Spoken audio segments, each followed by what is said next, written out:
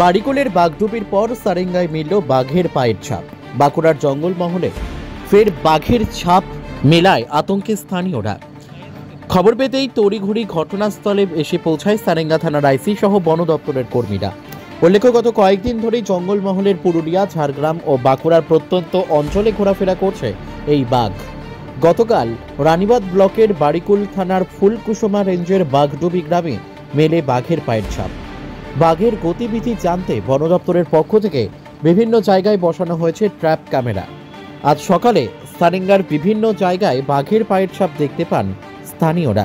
বন দপ্তর সূত্রে খবর, তারা খবর পেয়েছেন, ঘটনাস্থল থেকে নমুনা সংগ্রহ করেছেন। বিষয়টি উদ্বর্তন কর্তৃপক্ষের কাছে পাঠানো হয়েছে। খতিয়ে দেখা হচ্ছে সেটি বাঘের পায়ের ছাপ কিনা। বাঘের আতঙ্কের থেকে জনসাধারণকে সচেতন করার বিষয়েই জোর দিতে চাইছে বন দপ্তর। সকাল থেকেই ফুলকুসুমা রেঞ্জের বিভিন্ন জায়গায় বন দপ্তরের পক্ষ থেকে মাইকিং করা হয়। বাঁকুড়া থেকে সুচিন্ত গোস্বামীর রিপোর্ট, এস নিউজ বাংলা। কিভাবে দেখলেন ছাপগুলো? ছাপগুলো তো এখানে আমাদের বাথরুমে আসে, মাঠের দিকে এসে দেখছেন রাস্তায় ছাপ পেয়েছে। এটা বাঘের ছাপ। বাঘের পায়ের ছাপই? হ্যাঁ, বাঘের ছাপ। কতটা আতঙ্কে আছেন আপনারা? প্রচুর আতঙ্কে আছি। কেন আতঙ্ক লাগছে? কেন, আমাদের এখানে তো সব কিছু জঙ্গল ধারেই, তো আমাদের এই যে গরু বাছুর চড়ানো হয় এবং কাজকর্ম সব কিছু কাঠঘাট সব কিছু এই বন থেকে আনা হয়, তাহলে কি আরো বেশি ভয় লাগে। আর ঘরের সামনেই তো বন আমাদের। গ্রামটার নাম কি? পড়েয়াসল। পাশাপাশি আর কোন গ্রাম আছে? হ্যাঁ, পড়েয়াসল আছে, মালগুনিয়া, বেনাচাপড়া, বেলচাউনি, সারেঙ্গা। প্রশাসনের পক্ষ থেকে কেউ এসেছিল? এসছিলেন। পুলিশ এসেছিল? হ্যাঁ, পুলিশ এসেছিলেন, ফরেস্ট ডিপার্টমেন্ট এসেছিলেন। কি বলছে তারা? ওরা তদন্ত করে দেখছেন। ঠিক। আপনার নাম? সরলা মুর্মু। বাড়ি? পড়েয়াসল।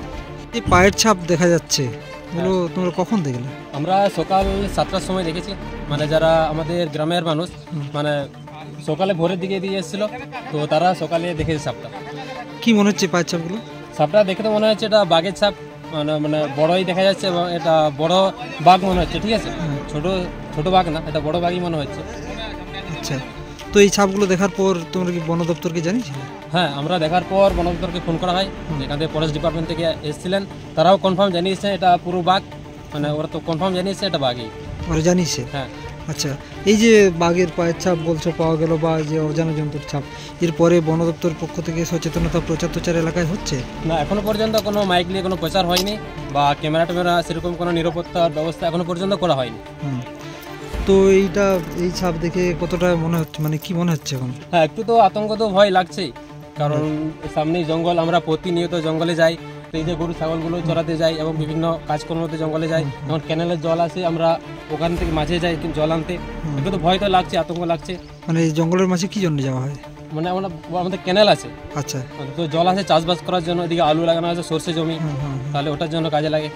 এই এলাকায় এর আগে কি কোনোদিন বাঘের এরকম আতঙ্ক হয়েছিল? না, আগে আতঙ্ক হয়নি। আগে হাতি অনেকবার এসছে, তো বাঘের আতঙ্ক সেরকম শোনা যায়নি সামনাসামনি। আচ্ছা, ঠিক। কি নাম তোমার? আমার নাম সাগেন মুর্মু। বাড়ি? বাড়ি আমার এখানে পড়িয়াসল।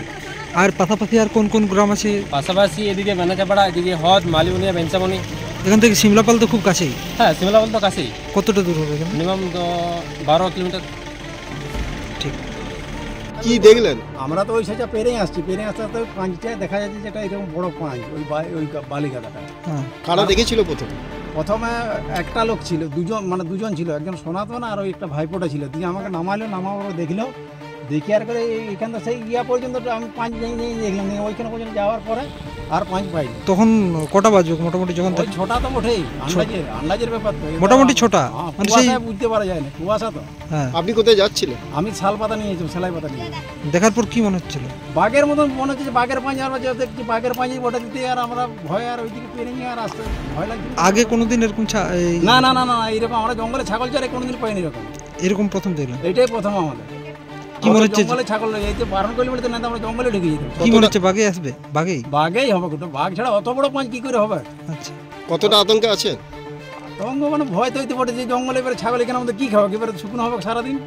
তারপর আপনার বন দপ্তর খবর দিয়েছিল? বন দপ্তর আমি দিই নাই, ওরা দিয়েছিল। তারপর যারা ছেলে ছিল ওরা ওই ফোন থেকে করে ফোনে দেখা করে পাঠায়। তারা এসেছিল? হ্যাঁ, আমরা কি বলছে তারা? আমি চলে গেছি তারপরে, আর আমি আর কিছু বলিনি। মানে আপনারাই মোটামুটি প্রথম দেখেছিলেন এটা? আমরাই প্রথম, আমরাই 3 জন প্রথম পাইছিলাম। আচ্ছা, কি নাম আপনার? আমার নাম মনসারাম। এই পাশাপাশি কোন গ্রাম আছে আর? আর পাশে ওই হদ হদ হদ আমাদের গ্রামটার নাম হদ আছে, পোড়াশোল। এটা পোড়াশোল, এই জায়গাটা পোড়াশোল, এটা কাঁঠুয়াটি বল। আর পাশে আমার ঘরটা হদে, আর এটা হচ্ছে পোড়াশোলের বেল্টে বেরিয়ে। আর কিছু দূর গেলেই তো, একটু গেলেই তো সিমলাপাল ব্লক। সিমলাপাল বর্ডার হইতে আপনার সেই বাঁধটার কাছে, এটা সিমলাপাল বর্ডার। যাই হোক, মোটামুটি আপনারা একটা আতঙ্কে আছেন নাকি? আতঙ্ক তো ওঠেই, বাঘের কথা বললে ভয়ে মরে যাবে, হুঁড়ের দিকে ছুটি পালায়।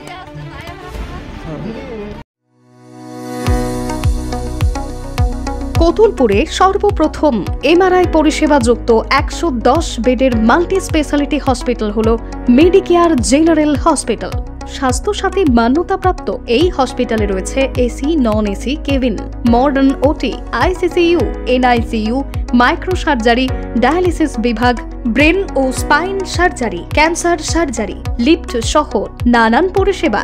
এছাড়াও রয়েছে সিটি স্ক্যান পরিষেবা যুক্ত নিজস্ব ডায়াগনস্টিক সেন্টার, ডক্টর চেম্বার্স, ওষুধের দোকান সহ 24 ঘন্টা অ্যাম্বুলেন্স পরিষেবা।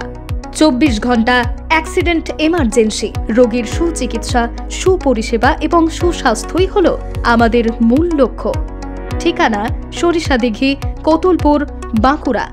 যোগাযোগ নম্বর 9434216662 অথবা যোগাযোগ করুন 9732212924 এই নম্বরে।